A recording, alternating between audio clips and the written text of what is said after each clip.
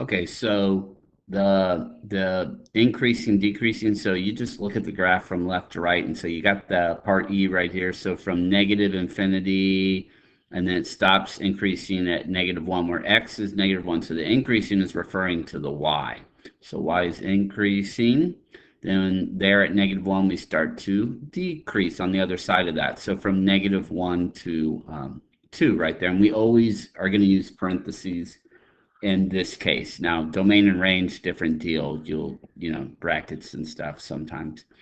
And then you were asking about the union stuff. So right here, it's asking you which interval um, is the function like f of x, which basically just means y values. What part of the graph are the y values less than or equal to 0?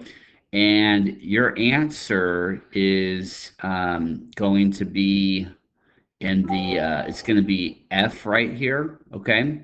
And so if you look right here, so from negative infinity to -4, the y values are less than or equal to 0. So you want to include -4, and so that's why we want to pick the one with the bracket right there on f. So from negative infinity right here to -4, okay, because we actually do want to include -4 as part of our answer, because if you plug in -4 for x, y comes back as 0, which means it's included. And then you have the union, because we're also going to include when x is equal to 2 right here.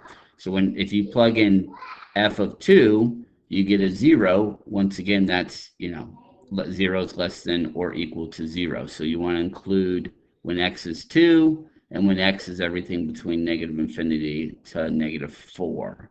Okay, so that's the difference between F and D is we got to have that bracket right there. Hope that helps.